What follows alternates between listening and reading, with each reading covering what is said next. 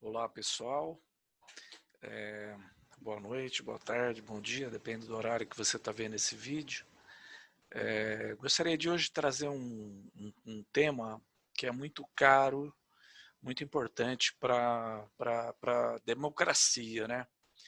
Então, se eu tivesse que dar um título para esse nosso bate-papo, seria a democracia e a imprensa, ou a democracia e a mídia. Democracia, né? O que que é, né? Democracia, até onde eu sei, é um regime, uma forma de governo criada pelos gregos, né?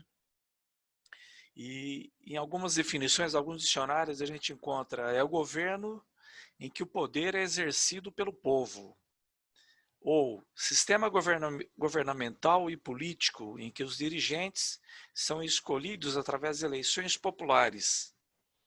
E o Brasil seria uma democracia. Agora nós sabemos que existe a democracia, na verdade, ela pode estar em vários níveis, né?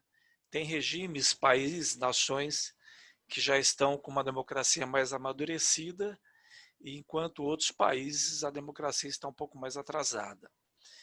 Na minha opinião, eu acho que o Brasil somos um regime democrático, mas ainda uma democracia que engatinha, né?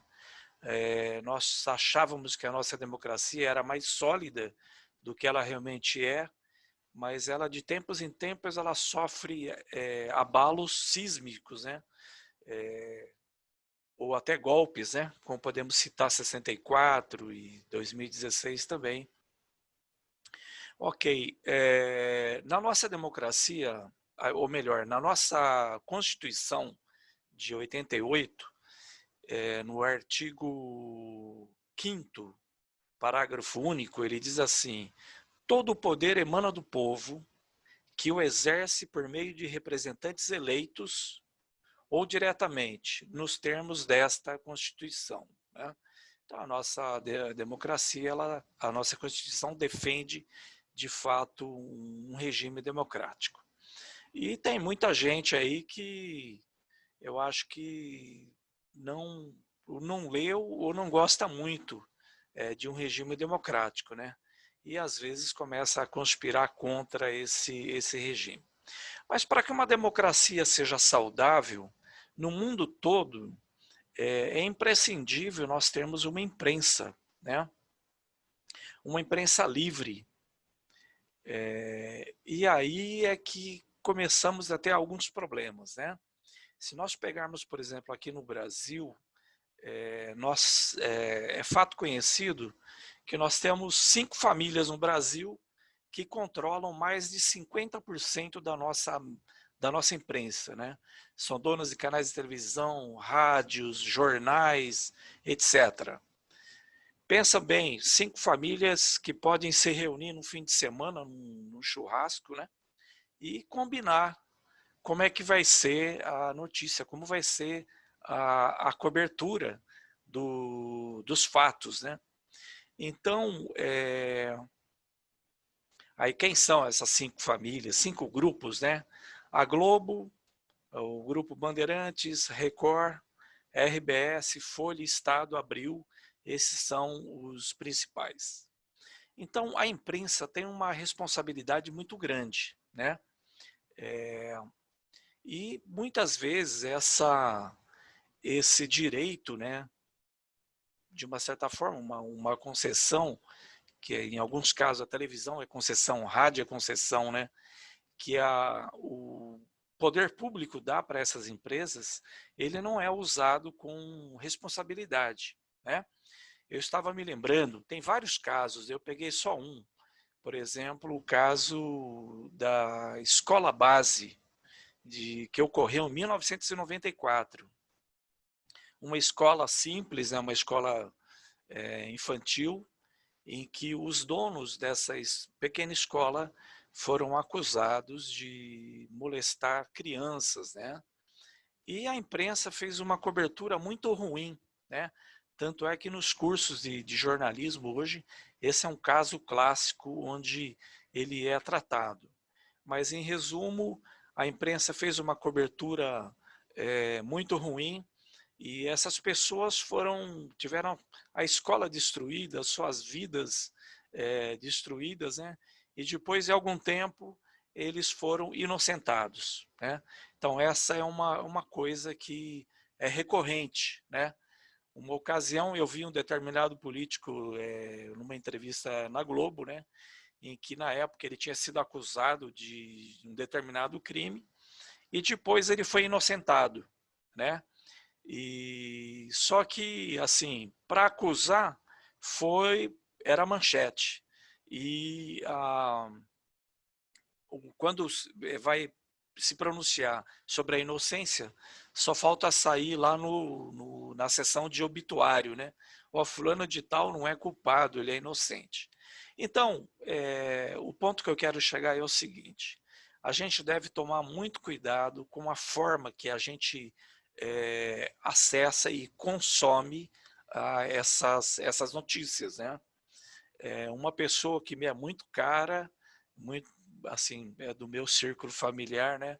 Certa vez me falou assim: mas fulano deve ser culpado mesmo, é culpado porque saiu no jornal, né? Saiu no jornal. Então, eu também muitas vezes em determinados jornais, às vezes a única coisa verdadeira que sai é a data, né? É a data do dia lá do jornal. O resto tudo é muito questionável.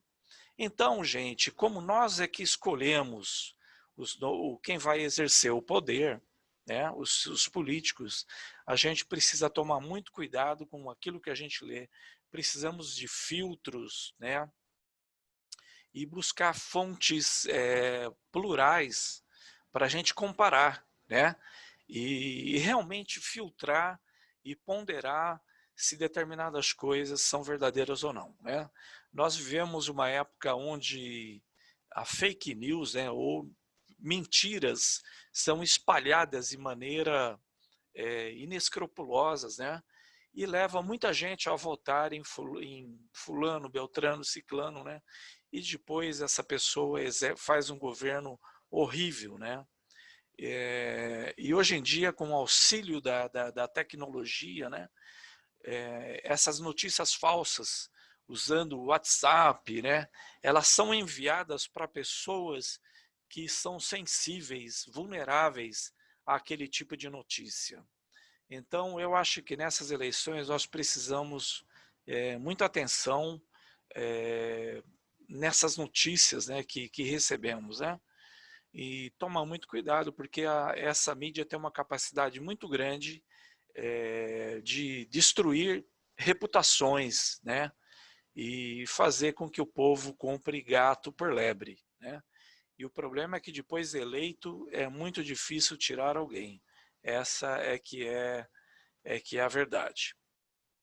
E só para finalizar, né, entre os poucos, né, bilionários brasileiros, eu fiz uma pesquisa aqui, os três irmãos Marinhos, eles têm juntos cerca de 70 bilhões de reais. Provavelmente deve ser mais que isso. Vocês acham que essas pessoas não têm interesses políticos, não têm interesses em denegrir determinados grupos e favorecer outros grupos, né? Então, quando você ler ou ouvir determinada notícia, pense que o que pode estar por trás dessa notícia, né? Então, essa é a mensagem que eu gostaria de deixar hoje com vocês, né?